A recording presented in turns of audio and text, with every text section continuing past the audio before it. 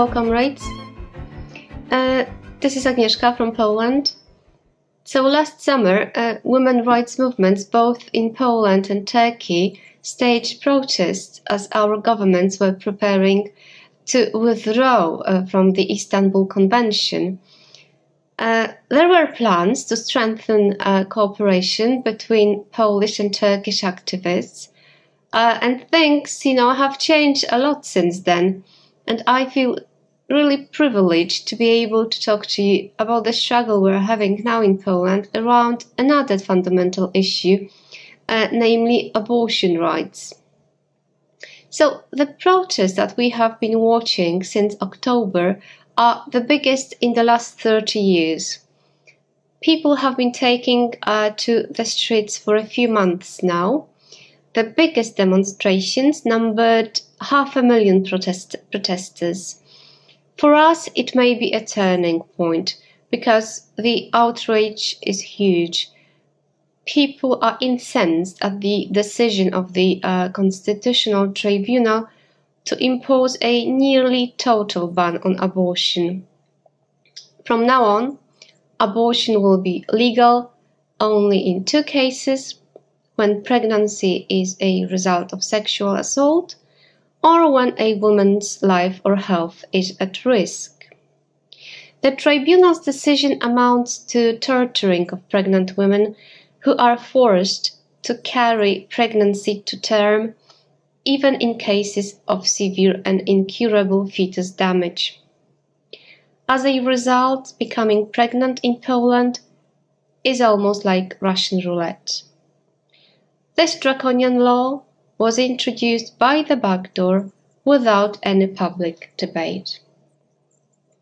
There are around 1,000 legal abortions performed in Poland each year, and almost all of them on the grounds of fetus malformation. Around 200,000 abortions are performed illegally, and it's one of the most disastrous consequences of the abortion law. And this situation has existed since 1993. Because of the stigma around abortion and the chilling effect on the doctors, who could face a prison sentence for performing abortion, women had practically a very limited access to the procedure in public hospitals. Now it's gonna change for the worse. Since Law and Justice came to power in 2015, we have been witnessing a backlash from the far-right, conservative politicians and different anti-women organizations, which were given green light by the ruling party. There have been numerous and relentless attempts to further restrict our reproductive rights, with the latest one taking the shape of this regressive ruling by the Constitutional Tribunal, which prompted huge protests back in October and which received international attention. There were 2 major previous attempts at rolling back our rights. In 2016, anti-women groups wanted a total ban, and they also wanted to criminalize women for terminating pregnancy with up to 5 years in prison for causing death of, quote, conceived child, unquote. In total, 100,000 people protested in 143 locations. This was the beginning of black protests. Women wore black. The popular slogan was "My body, my choice." All Poland women's strike was established. The parliamentary proceedings were dropped. We won this battle. But in 2018, there was another Stop Abortion civic initiative, and women took to the streets again. On Black Friday, 100 people marched on the streets of the capital, and the ruling party had to back down. Fast forward to 2020, and the highly politicized tribunal issues its decision. But because of the growing movement and the pressure from the society, it takes Law and Justice ruling party 3 months to publish it. Well, they miscalculated. They didn't expect the scale of the protests.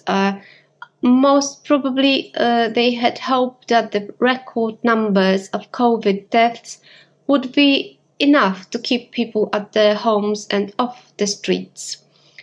But people, predominantly young people, shouted their outrage and disapproval in front of the Parliament building, Constitutional Tribunal building, Kaczyński's house, Prime Minister Morawiecki's house, the State TV. Roads were blocked and demonstrations lasted for hours. Let me give you some flavor of the protests. So the demonstrators are being really creative with their placards and slogans. Some are very deep and elegant, like I feel, I decide, or revolution is a woman. Some are really hilarious, like our waters broke, we are giving birth to a revolution. And one of the main slogans is choice, not prohibition. Our organization handed out thousands of leaflets and papers. We could see people dancing to techno music. The atmosphere was festive. At one point, taxi drivers joined in, farmers joined in. In Łódź, tram drivers staged a 20-minute stoppage in October. There was a crackdown.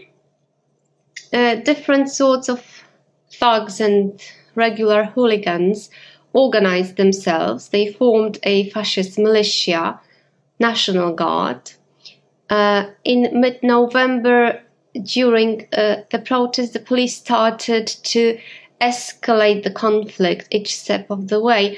They surrounded the protesters, beat them up, assaulted them with police expandable batons. Even MPs showing their parliamentary credentials were tear-gassed. Some time ago, a police officer broke an arm of one of the protesters in several places.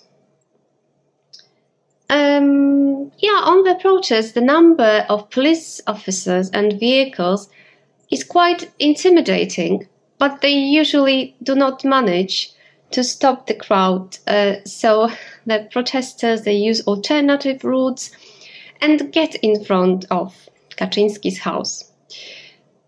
One of the most wonderful consequences of the resistance that has been put up is the disenchantment with fascist ideology. The fascists have been exposed as women-hating female beaters. Their biggest event, the Independence March, was a fiasco, the smallest march in 10 years. We could clearly see that the protests have significantly undermined support for the far right. Only a short time ago, many activists would say we have to call them nationalists because people will not accept that there are fascists in Poland. This has changed, and the current protests have pushed this even further. The potential of such movements is enormous. We would like to see the best-known leaders to push the unions to mobilize their members to the protest and call for workplace action, even like short 15-minute walkouts. Some groups may take action independently, even if the union leaders do not issue such a call. All right, so thank you for inviting me to talk to you at your event. Stay safe, stay healthy, and stay socialist in Turkey. International solidarity is our strength. Güncel siyaset, kültür, işçi, kadın, çevre, göçmen ve LGBT artı haberleri ve Marksist teori için Marksist.org'u takip edin.